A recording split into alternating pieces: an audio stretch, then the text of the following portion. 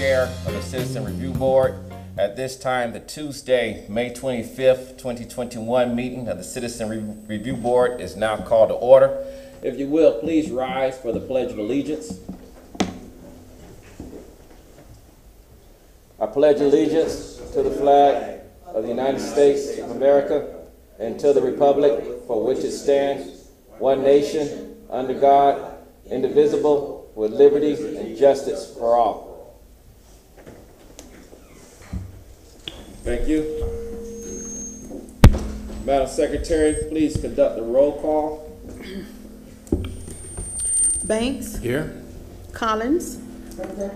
Simmons. Present. Tamayo. Here. Reyes. Here. Guy. Akil. Here. Blair. And Indengela. Here. Let the record show that all members of the Citizen Review Board are present, with the exception of our Vice Chair, Ms. Irene Guy, and Stephen Blair. At this time, I would ask Mr. Tamayo to fill in on Vice Chair duties and responsibilities tonight and assist us with the reading of the meeting guideline. Thank you, Mr. Chair. Please silence all electronic devices. The duties and responsibilities of the Citizens Review Board are to 1, review completed department investigations involving use of force in cases of importance and interest to the community or the city. 2, to determine whether the disposition of reviewed cases was consistent with department policies and procedures. 3, to review matters of importance or interest and make recommendations regarding the handling of these matters. 4, to determine whether any revisions or additions to department policy and procedures are appropriate in reviewing matters of importance or of interest. Got to fix that. I'm always a big stickler on typos and grammatical errors. 5, report findings and recommendations to the mayor and chief of police. Cases that are brought before the Citizens Review Board are closed internal affairs cases that have been investigated and brought to the police chief for disposition. It is the Citizens Review Board's job to review the cases and render an opinion as to whether the investigation was done according to department policies and procedures. The Citizens Review Board members are provided the investigative files in advance of the meeting. The Citizens Review Board will hear from the department whenever matters of interest or importance are requested for review by the board or department. As will be further discussed by the chair, members of the public will have an opportunity to address the Citizens Review Board during the public comment portion of the meeting. The coordinator for the board is Captain Kevin Schoolmeesters. Any person who wishes to make a complaint concerning a matter which may be considered by the Professional Standards Bureau should see Captain Schoolmeesters for information on how to file a complaint. The chair is responsible for maintaining an appropriate, business-like decorum during the meeting. The board should not discuss matters where the city or the department may likely be a party in litigation. And as I said at the very beginning, please shut your cell phones off. Mr. Chair. Thank you, Mr. Tamayo. We'll now move on to item D upon the agenda, approval of the minutes from the meeting of April 27th, 2021. Are there any questions or provisions? Not questions or provisions. Dr. Collins? Yeah, I have to. With the report that we received, the nice report that we received from the city representative, it is not incomplete, it's just vague. And I know that we don't do details. Someone asked this question again. Do we maintain copies, recordings of our minutes? Okay. So I just would like to, if you're ready for a motion, if no one else have any, I wanted to just make a motion that we receive the minutes as submitted and make reference to Roman numeral 5 for the recording, should anyone want additional information.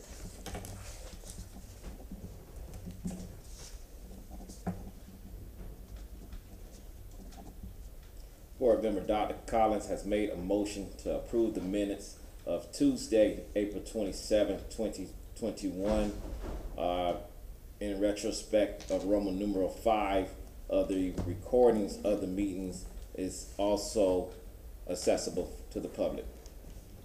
Do I have a second? Second?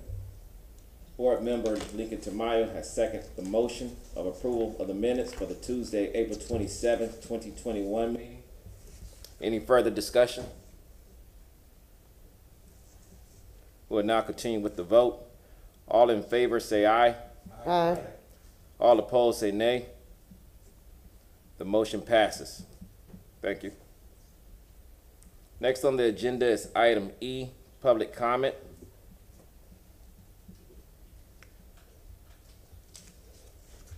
Do we have any participants signed up for the public comment portion of this agenda?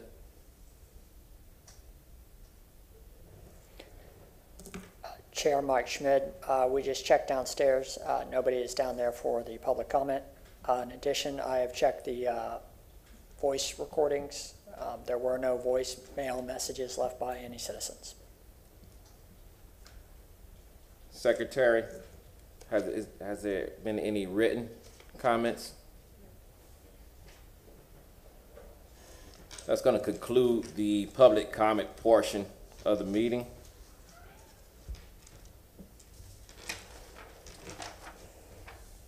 Typically, we will continue with item F, review of the investigations, but I do see Chief Dugan here, so I would like to give him the opportunity to update us on the updates of the Citizen Review Board ordinance that's on the table. So if you will, let's continue to item G, Community and Tampa Police Department matters.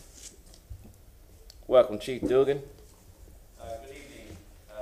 First of all, thank you for your service. This is Brian Dugan, the Chief of Police, Tampa Police Department. But thank you for your service.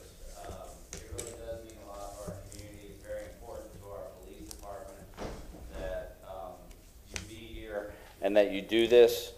Sometimes I don't think it gets appreciated enough or recognized enough, so I do appreciate you taking the time.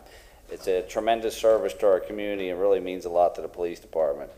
So what we are going to do, and of course I'm willing to listen to any other additional things that you would like us to consider, but in order to try and make the board more robust, more transparent, to build more trust within the community, we're going to create an interview panel for prospective officers.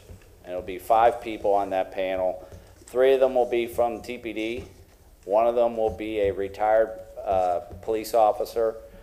And the 5th member will be a member of the Citizens Review Board. And what we will do is, we're still working out the details. We'll put it out to the chair as to when we're going to meet for the date and times of this interview panel, and we'll see who's available. You know, I know you all have jobs and everything else, and so what it is it's just another set of eyes and ears. They're going to look at prospective candidates for police officers, and it opens up to our community on how we go about hiring and the things that are part of it. And I think it will help build trust, but also give you some insight of what it takes to become a Tampa police officer. We're going to create a complaint filing and tracking system. So when someone files a complaint on a police officer, at the beginning of each month, we will notify the chair of the board in an electronic format of what complaints we have on police officers and what the status of that investigation is. We have an assignment of another attorney. I don't know if you've met Mr. Brody yet, but he's with the city attorney's office.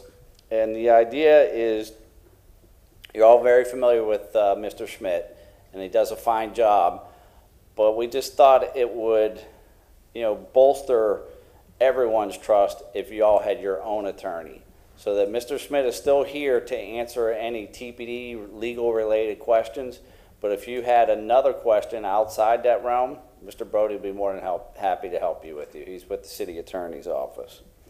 And then the final thing is, when we do any changes to our use of force policy, the board will be notified 30 days in advance. to see if you have any questions or concerns. Now, if there is anything else additionally that you would like us to consider, I would be more than happy to consider anything. And if you can't think of it tonight, feel free to send something to us later. You know, it's all about making the community trust our police department and the service that you guys do for us. Any questions for our Chief Dugan? Mr. Tamayo? Chief, just for the edification of the public, who do you report directly to? I report directly to the mayor. That is correct. Under the city charter, the chief of police works at the direction of the mayor.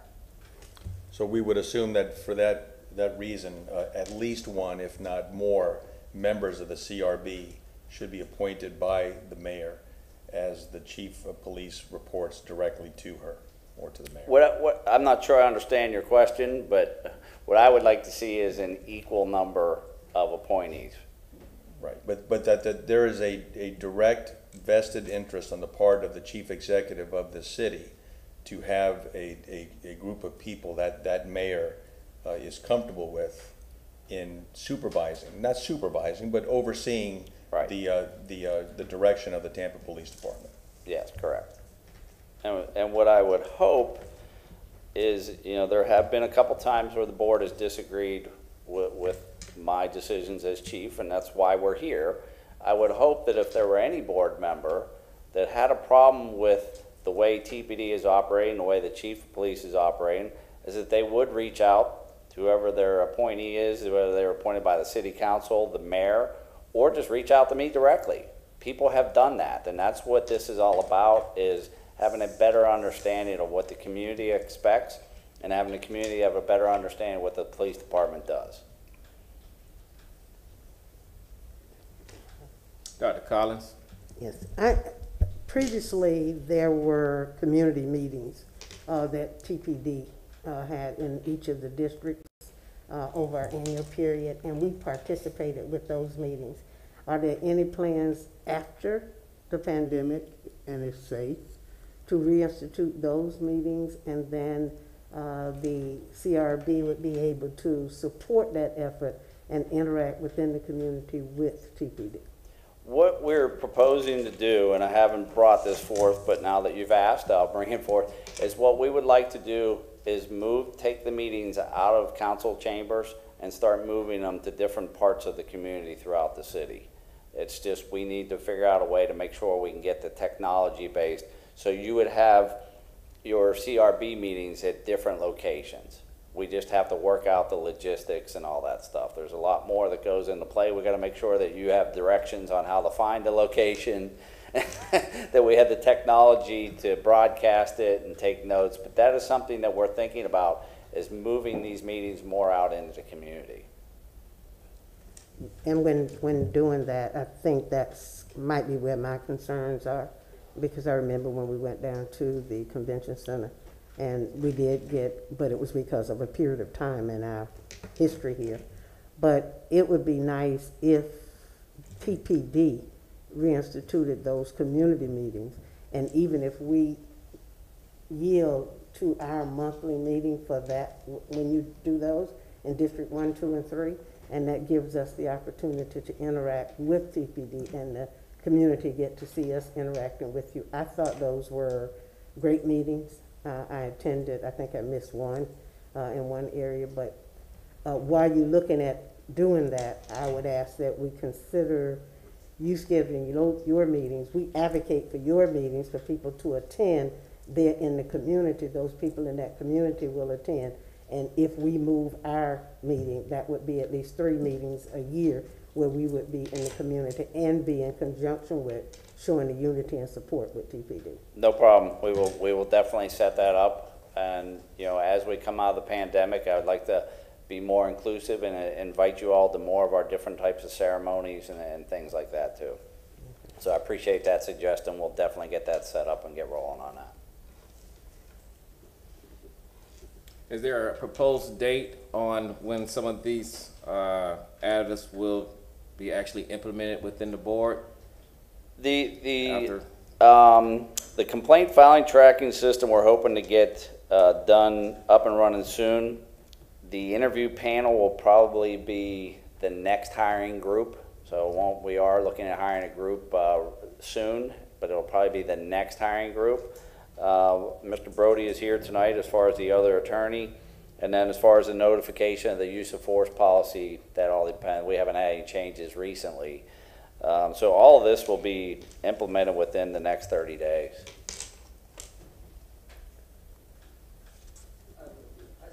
Ms. Simmons? Piggyback on what Dr. Collins was saying, if we are going to move our meetings, if we could have it, the location be the same month every year so people don't have trouble finding us, right? So if Okay. we know, like, okay, you know, first, whatever, January, you know, meeting's gonna be at this location, February, you know what I mean? You follow what I'm saying? I don't want people to have to hop around and then they can't figure out where we're going to be. If we just have a consistent, Okay. you know, month that we know we're gonna be wherever that location may be within the district. Does that Yeah. make sense? No, it makes sense. You know, this is just an idea that we came up with to try and be more inclusive into the neighborhoods. And quite frankly, it may be one of those, you know, sometimes what sounds like a good idea, it doesn't end up being a good idea. So we have to work through some of the logistics, and we'll Sure. certainly do that. Thank you. I kind of look at it as kind of like having kids and a dog. Seemed like a good idea at the time, you know? So. Anything else? The All only right, thing well- Well, I definitely applaud the effort. Again, time would tell, and I'm sure as the board grows, I'm sure other updates will also come on the table, and hopefully it would mirror the community concerns. Again, I applaud these new additives, and I'm excited to see how they're actually going to work out, and hopefully the community will support it, and hopefully it reflects the positive attention that we expect. So, Okay. thank you. Thank you, and I appreciate it. And again, I cannot be clear enough that I sincerely appreciate your service. I feel like you are underappreciated, and that is not from me. I certainly appreciate and understand how much time you all volunteer to do this, and it is very much a distinguished service to our community, and I thank you for it. Well, thank you. Thank you, Chief. Thank you.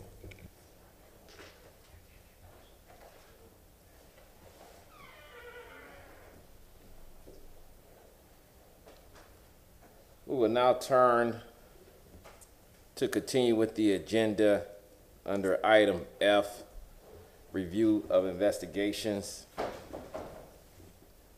The case on tonight's agenda.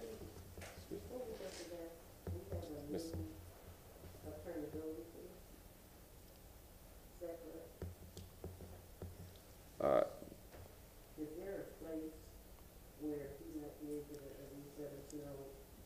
I think, you know, I asked for some specific information for clarity on the city. The police chief and the mayor made some decisions on going forward and moving positively with some things. And then the city council, and there may be a couple of questions. Is it possible that he can follow the chief? If you have any update or anything, he can say that's before we go into the case, unless there's another place where we can insert it. I believe Mr. Brody is going to be here throughout the eternity. However, to follow up with the chief, I don't have any problems with that.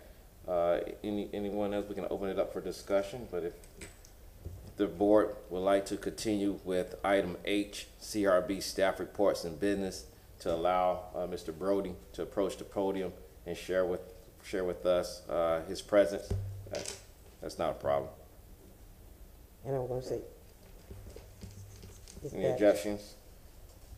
Okay, great. We will continue with the agenda to item H, CRB staff reports and business, to allow Carl Brody to approach the podium.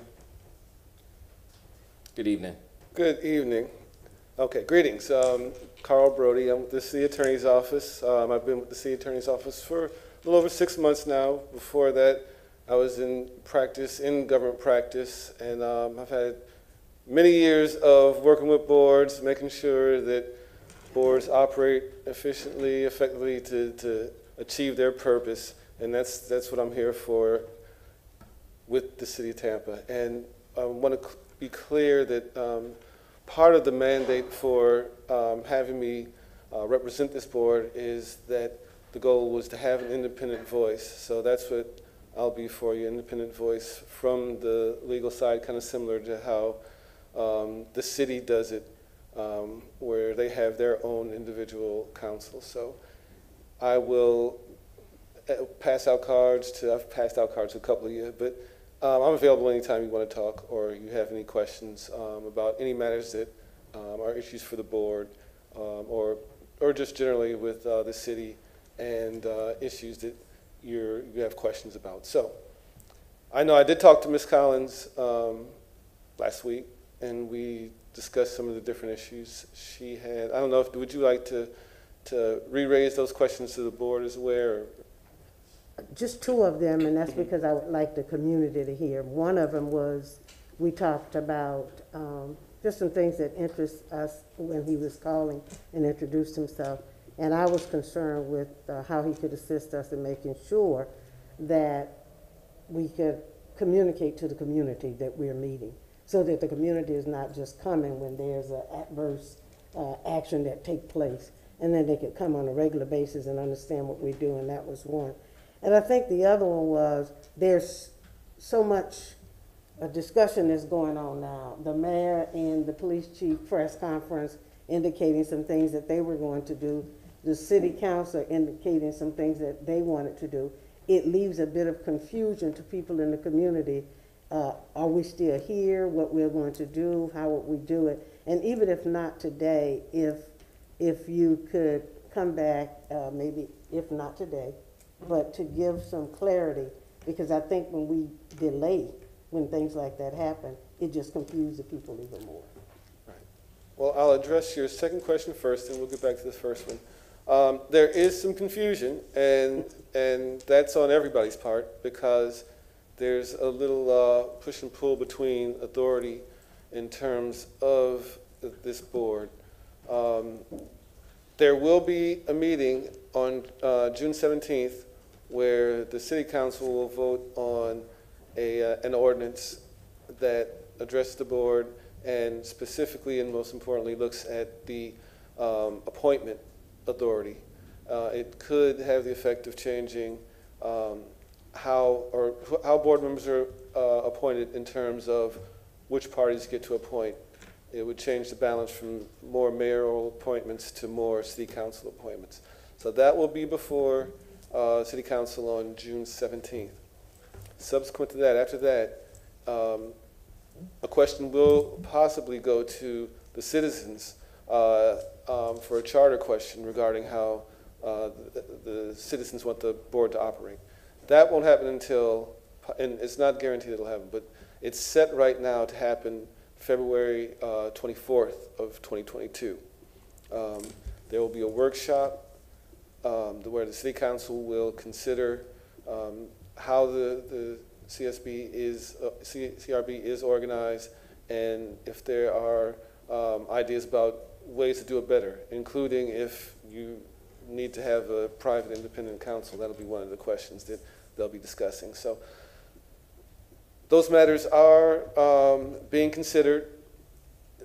There is not a clear answer right now regarding the relative authorities of the interested parties. Okay, so that's where we're sitting at right now.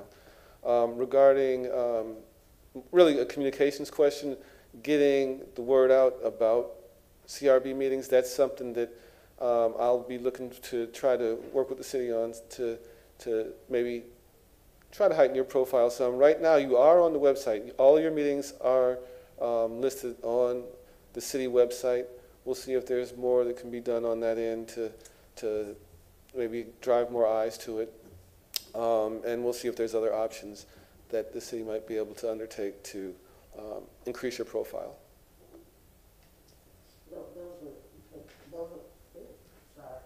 Those were the questions, just a couple that I had off of the surface. As things progress, if you could keep us abreast of it and let us know. And I will say to you as the city attorney working with the city, we did ask the mayor if she would send someone here from her advisory committee so that they could come and kind of let us know what they were doing. And we were able to share with the representative from that council things that we were doing. Perhaps it might as well be beneficial if the city council could send someone here. I know that our chair go before council and is scheduled now to go before them to give annual reports. Perhaps even if the council, then it's not required, but if they would be interested, it would be nice if they could come before, because that way we would know kind of like what they're thinking about. We can ask them questions and they can ask us questions. But I think that there's so much confusion out there in the community, and the confusion has been out there. And I think the whole focus is how do we address what is required under citizen review ordinance or whatever we currently have, and then how do we make the city better with TPD, the CRB, and the city. And I think that's what our goals are, those of us that are here. And we would like to let it run a little smooth and not let it be what seems to be somebody is antagonist, because we're not antagonistic to anybody. We're just trying to get the job done. Exactly, yep. Just, I wanna make sure I understand. Ms. Simmons? Yeah, so instead of Mr. Schmidt, we direct our questions to you now, right? It's gonna be, if you have a board question, you direct it to me. So if it's specific to the board, but if it's a law enforcement question, you can still direct it to Mr. Schmidt, Okay, and he'll handle that. okay. He'll be presenting later to you. So like administrative questions and things like that, we send your direction? I Correct. just wanna make sure I understand who we ask of what, you know, Yeah. depending on the issue. And, I mean, you can always ask me, and if I think it's better for Mr. Schmidt, then I'll say, I think Mr. Schmidt would be the appropriate person to answer that. All right. And you said you're gonna give us your contact information? Yeah, and this absolutely. should be sent out to us, or- I'll give it to you, and I can send it out to you also. You'll get it. Thank you. Thank you, Mr. Chair. And thank you, Attorney Brody, for that. Any other questions, comments, concern for Mr. Brody? Thank you, Mr. All right, Brody. We thank look you. forward to working with you. Yes, look forward to it.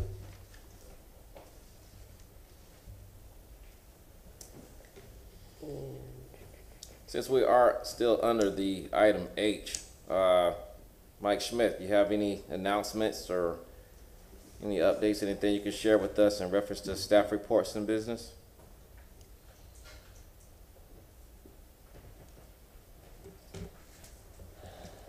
Yes, sir. With regards to the 2020 annual report, I do believe Dr. Collins already sort of mentioned it, but it was distributed tonight to the board. And if the board, I know it's just distributed to the board tonight, so if the board wishes, we could bring this back for next month if there's any questions about the annual report. But that is the only thing we have from staff report at this point. And thank you so much. Attorney Smith, we thank you, because I did get it, but I didn't get a chance to review it, so I would like us to put it on the agenda to review next month. Because we've got it here in our copy and on the line, on the email. So everyone did receive a physical copy of the Citizen Review Board annual report.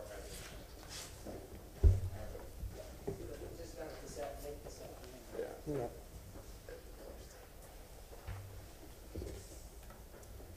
And I'll leave a copy for Stephen Blair and Vice Chair Irene Guy with the Secretary.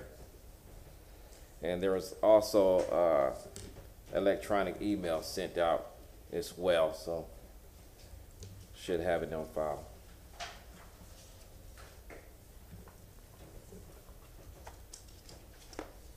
Thank you, Mike Thank you. Schmidt. Continue with the agenda. If there's any other questions or comments, concerns in reference to item H, CRB staff reports and business?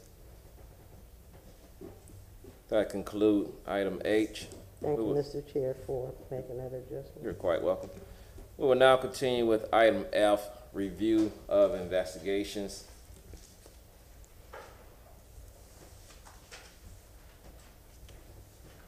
Tonight, we will be reviewing PSB/IAU case number 19R-003 involving an officer use of force against an animal. Good evening. If you will. Thank you, Detective. If you will, just state your name and titleship for the record. Yes, I'm Detective Neil Smith, and I work for the City of Tampa Police Department. I'm assigned at the Professional Standards Bureau. I'm going to be going over, as you stated before, our required by policy case 19R-003, which is the use of deadly force. The synopsis. While on the scene of an animal nuisance investigation where 2 pit bulls just attacked a citizen in the roadway, the same 2 unsecured pit bulls aggressively charged officers. Officer Brescia fired 1 round from his pistol at one of the dogs. However, the dog was not struck, and there were no injuries to any citizen. The case summation. On March 16, 2019, Corporal Seltzer Pickett, Officer Jamie Monty, and Officer Baker and Officer Garrett Brescia responded to 10009 Lola Street in regards to an animal nuisance call. The nature of the call was originally reported as 2 pit bulls running free in the area. However, additional information indicated the pit bulls were now biting a man in the street, and another citizen was attempting to fight off the dogs with a stick. Officer Monty was the first officer on the scene, where she observed the dogs running from the victim's residence across the street to 1003 Lola Street, where the dogs remained on the front porch. Officer Monty positioned herself in front of the residence in the street and directed arriving officers across the street to herself in front of the residence in the street and directed arriving officers to 10004 Lola Street to check on the victim. After checking on the victim in his residence, Officer Brescia started walking down the driveway towards the street. At the same time, both dogs exited the porch of 10003 Lola Street, and ran towards him and other officers while barking and showing their teeth. While standing on the edge of the victim's driveway, Officer Brescia witnessed both dogs continue to charge towards him. Fearing for his and his fellow officers' safety, Officer Brescia fired 1 round at the nearest dog, described as the black and white pit bull. At the same time, Officer Monty deployed her ECD and successfully struck the dog in the face with one of the prongs.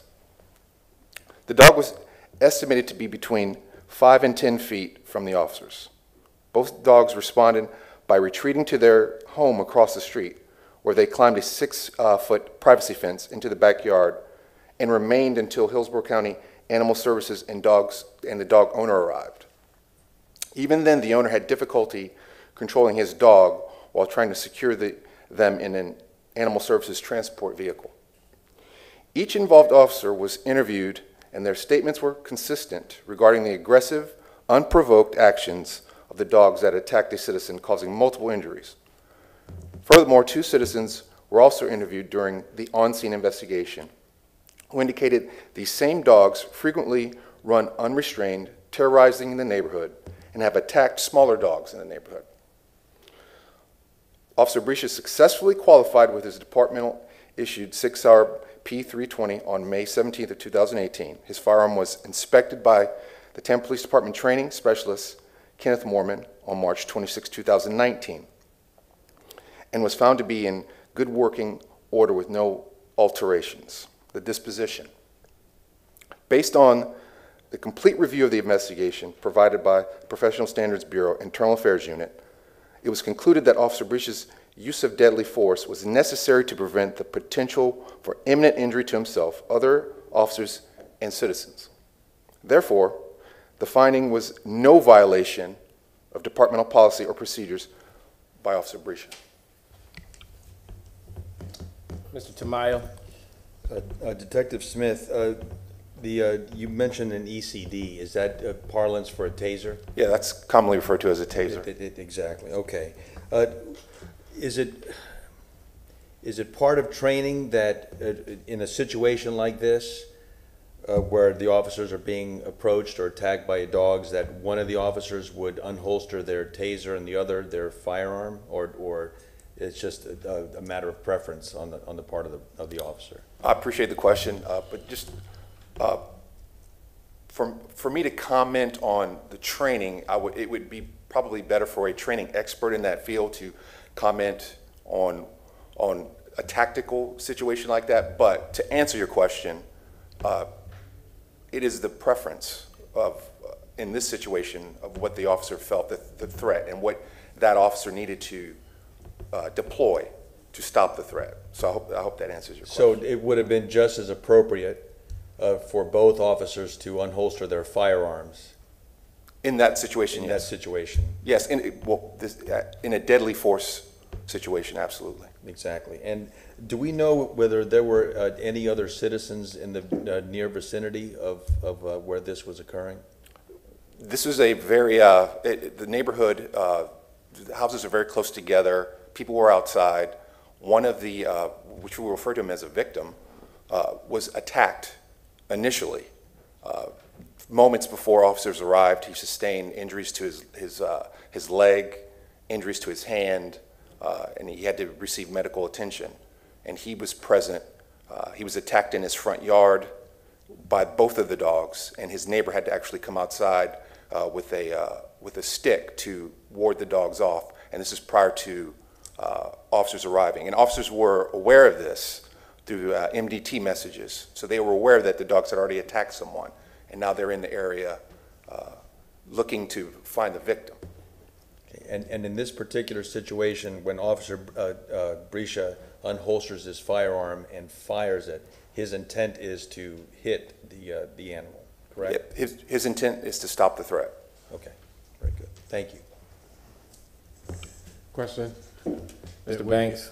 That we locate the stray bullet, because I'm concerned that in a situation like that, if you have citizens standing around, that the intent of stopping the threat could conceivably cause injury to citizens. So I'm just concerned with that particular aspect of the situation was explored as well. Yes, and that's a good question. Typically, we do a canvass of the neighborhood whenever a round or rounds are fired from a firearm. In this case, there was no evidence that a round struck a house or anything of that nature. So the slug wasn't retrieved, but we did retrieve the cartridge casing, empty cartridge casing in the street. Question. Mr. Reyes?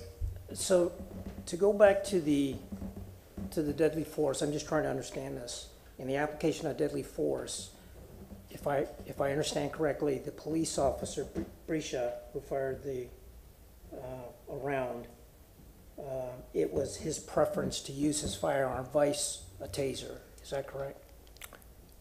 In a deadly force situation, he elected to use his firearm, and keep in mind, these dogs were several feet from them and closing in on him. So yes,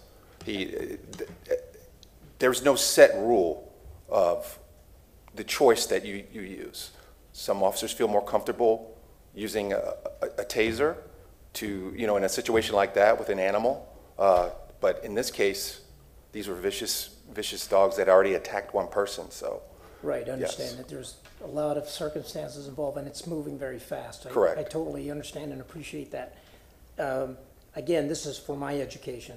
So in this kind of scenario, for the application of deadly force, is it fair to say that the use of a firearm or use of a taser are equal when it comes to the application of deadly force? And not to get into we would have to have an expert on the use of force continuum to explain to you the levels of force and how they escalate. But no, sir, they're not on the same level. What you're referring to with the ECD is what we call less lethal force. Understand. And the reason why I'm asking that question is I was grappling with this when I was reading this earlier today, and that is, and I understand and appreciate it's split second, and there's a lot of things that are happening very quickly, and the police officer has to process this very quickly and then make the sound judgment, and I totally get that. But the police officer chose to use the firearm instead of the taser, and I read the distance was between 5 to 10 feet. Correct. Right, so I'm just trying to put myself in that kind of situation, and of course I can't because I wasn't there and I'm not the police officer going Correct. through that. I'm just trying to reconcile with myself in the application of the deadly force, that police officer chose to use the firearm instead of a taser. And that's where I was grappling with and I totally understand there's degrees of lethal force. I'm just trying to further understand the psychology of all of this, given the circumstances, that's all. That's just trying to understand. No, I get it. I understand. You just would have to, as you stated, put yourself in that situation is what that officer's perception of the threat was, their own perception. And Officer Brescia's perception could be different than the Officer Monte's perception, if that makes sense. And then one more question, please. So if I understand correctly, so Brescia fired his fire, he discharged a round. He did not hit the dog, correct? He did not. Okay. He intended to hit the dog, correct? Yes. Okay. So he missed the dog Yes, he did. at close range. Yes. Okay. I just want to understand that. Okay, thank you. Is that when the dogs? Ms. Simmons? Was it with the taser or did he miss? The dogs had previously jumped their fence. They were on a porch.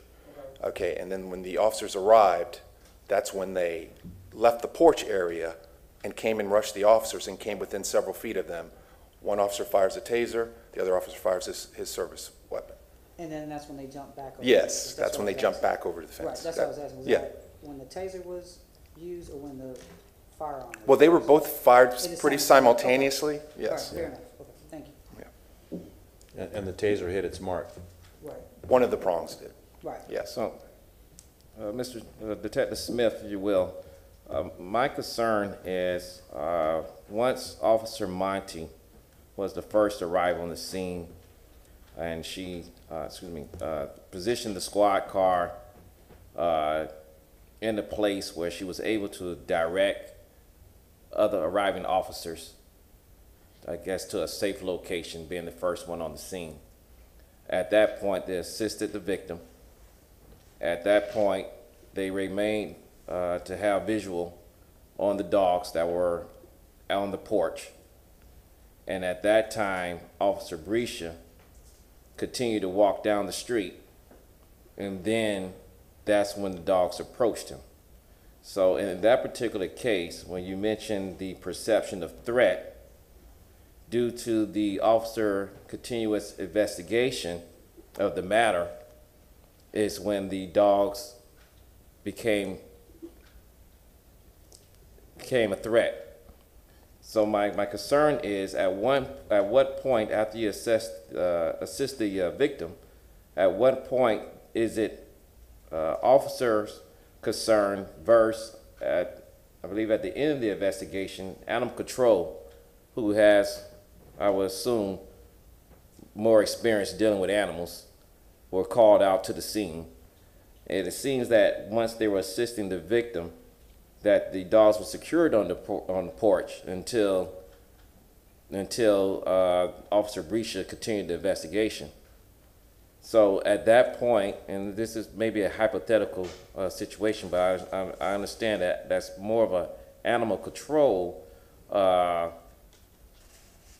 training environment, being that the dogs were on the porch, the victim was being assisted, should or should not have one waited for animal control to arrive on the scene to ensure nothing else to get escalated prior to continuing with the investigation? So I'll be happy to answer that question. So I want to circle back to the beginning where the first victim was attacked. And in his statement in the police report, he talks about the dogs who run the neighborhood. He sees them all the time. Most of they've never really attacked him. They've never really gone up to him. They never barked at him. He thinks everything was fine. He's going to his house. Suddenly, these dogs run up on him and start attacking him. Suddenly, that's the point I'm making. Now, in Officer Brescia's situation, he may have seen the dog. There was no threat there. But in a split second, it became a apparent threat, and the dog rushed over to him and was going to bite him. And these are pretty big pit bulls. And pit bulls have, when they bite, they have a lot of pressure that with their jaws. So it's a deadly force situation. Hey, Captain Schoolmeisters, Tampa Police Department, Professional Standards Bureau. And also I address the question, when animal control, it's not like a police officer where we get immediately dispatched. Animal control sometimes takes an hour to respond. So the dogs were on the porch, they were still free to roam the neighborhood. So the officer, when they got there, they didn't go up to the porch, they were going over to assist Officer Monty. So you couldn't wait around because there's still a threat. And plus, you want to protect the other officer when you're out there. For one, I've been bit by a pit bull on a call. It's very painful. So I can attest to that. Thank you for that clarity.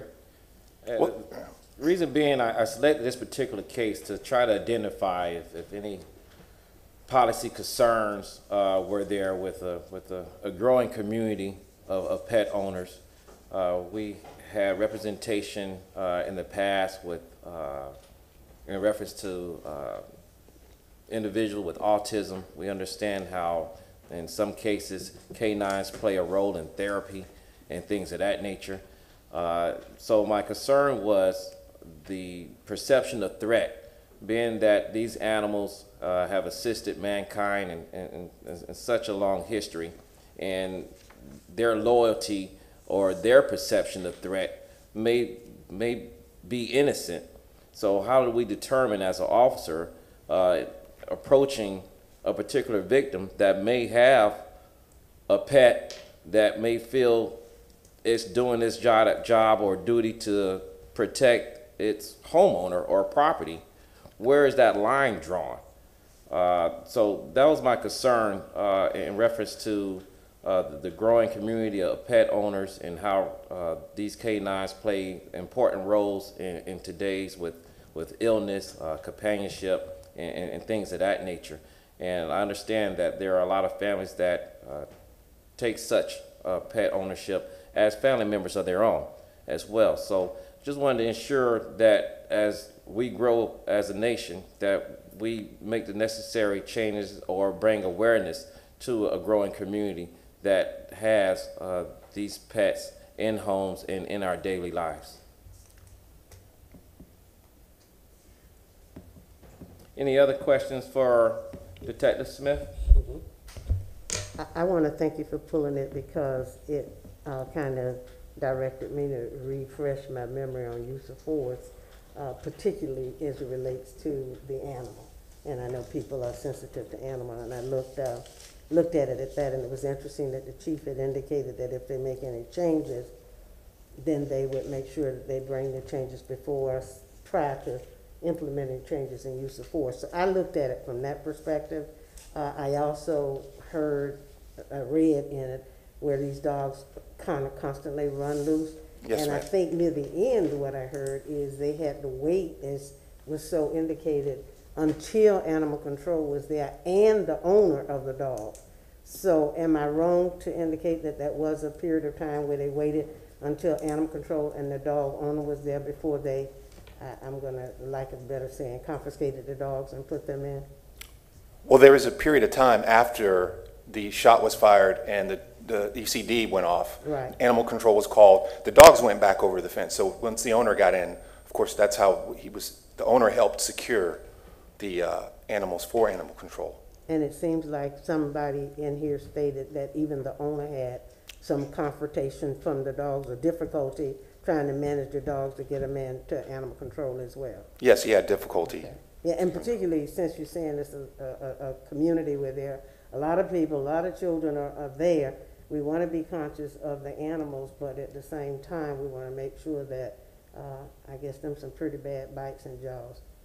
I can see that because I'm doing therapy right now for my dog. Okay, my concern was when we look at the use of force policy, thank you, Mr. Chair, for pulling this. When we look at the use of force policy, it would be interesting if we looked at Roman numeral 5. Over time, I would suggest that we look at it so we can see if there are some things in there that might say, you know, unfortunately, this was an animal. Thank God, you know, it wasn't a human. But if we look at some of these reasons, and I wrote some of them down, and I just want to say this one. It's like age is not a deciding factor as to whether or not you use of force. And all I could think of was a small kid, and we were talking about if children were out there in the community. So I think that's some things that as we go and look at the use of force, even though it was with a dog. And then I wanted to ask 2 questions, and everybody else asked everything, which made it clear for me. Under the formal case that they call the Red Book, it suggests 45 days. And it could extend that 45 days as it go to each individual that may review it, because they can ask for additional time. Because of that, when I looked at the TPD formal complaint guidelines, I'm just curious as to why this case occurred. I wrote it down here. The use of force occurred on 5/17/2018, and the firearm was inspected on 3/26/2019, which was almost a year later. Is that normal, and is that the way that would occur, just out of curiosity? It is nothing that is wrong, but that's what I thought I saw in here, and that's what I wrote down. Well, ma'am, I believe that the case was on March the 16th of 2019, not 18. Is it 18 or 19? Yeah, just said that. It's 19, ma'am. It's 19? Yes, Okay, ma'am. that's all. I just wanted to be sure, because I said, why would it take so long? We've asked in the past that they put the dates on, and so I thought I saw 18, so I will sleep on that. Dr. Collins, this is Captain Schoolmeesters. Under the Florida Bill of Rights, we have 180 days to conduct the investigation. As we go past that, then we can't discipline the officer. So like on certain extensions past the 45 days, they request that. So we can monitor that. So that's why those are in place, so we know. So hasn't happened since I've been here, but you know, in the past, it goes past that 180 days. Then then you're we can't discipline the officer. Okay. So, what I Okay. can So register- that gun was checked? Yes, that's one of the things when officer discharges their gun, we take that gun, they get issued a new gun that they carry, they qualify on it, and then that goes into, depends, it goes to FDLE for a while, they Right. inspect it, then it Okay. comes back to us, and then our firearms instructor checks it to Okay. make sure there's no modifications to the firearm. Okay. So depending, it could take longer than other times. Let me just ask this question. The firearm was inspected, and I'm gonna go, this is the last paragraph before the disposition. Officer Garrett Brusha successfully qualified for his department issued, I'm gonna call it 3/2/20 on May the 17th, 2018. And then the firearm was inspected after this incident on the 26th. That's correct. His qualification was on The the gun was first day. fine, it was up earlier, but Yes. that's when it was inspected, after this, that occurred on the 16th, is it, 17th, whatever? The 16th of 2019 was Okay, the got it. incident, That's correct. That's the 18th that I was looking at. But that's qualification, Qualification of his gun. yes. Dr. Yeah. Johnson, every year, officers are sent to in-service training, they qualify on their firearm. It's supposed to be done within a year, there's some leeway, depending when in-service training is, when the next qualification time is. So that's why he qualified that previously to this incident. Okay, He showed, you know, that he was Okay. able to qualify with that firearm. that was what my concern was, how close that was, or how far it was. But as the captain said, anytime the weapon is used, and when we fire a weapon, it still gets inspected by a range master and then returned Back to the to him officer again. for Okay, functionality. and for clarity, you said 180 days is the Florida Bill of Rights. So that's why the policy is set up in the 45 days, and they can do the extension if they so choose. That's correct. Gotcha, okay. Those are the only questions that I have. Thank you, Dr. Collins. Any other questions for Detective Neil Smith? I have a question. Yes, Do you have Devon what the Ingrid. final disposition of the animals was with animal control? The animal received the ECD prong, one prong, the other dog was not hit, so there was, I mean, like, were they, you know, condemned as like bad dogs or something like that with the county or the city? I don't know if they condemned the dogs. I know that they were taken away, and then it would depend on, it would be up to animal control to issue citations or take the dogs away. That's what I'm wondering. Yeah, I'm not sure what actually Animal happened. control would take it over from there? Yes. Okay, They would make that decision. thank you. Any other questions for Detective Smith? But just a reminder to the board that we were not talking about just one dog. These were two dogs, both of them very aggressive, approaching the officers from across the street. So it may have happened very differently if it just had been one dog, but these were two coming at the officers at the same time. Yes. Thank you, Detective Smith. Appreciate your presentation. The question before the board is whether we agree or disagree that the investigation and its findings were consistent with department policy and procedures. Can I have a motion? I move to approve the actions of the officers involved and the disposition of the case. I second the motion. Board Member Lincoln Tamayo has made a motion to support the sustainment of the case. Board Member Dr. Collins has seconded the motion. Any further discussion? We'll continue with the vote. All those in favor say aye. Aye. Any opposed say nay. The motion passes. We'll continue to the next item, I, announcements for the next meeting, which will be held the fourth Tuesday of the month, as always, which will be June 22nd, 2021, here at Old City Hall of 306 East Jackson Street, Tampa, Florida, 33602, third floor, at 6 p.m. If any board members, for any reason, is unable to attend the next meeting, please notify Ms. Mercer at least 48 hours in advance so we can ensure a voting forum. Are there any other comments or questions for our board members before we adjourn this meeting? Please participate now. No final comments or statements? This meeting is adjourned.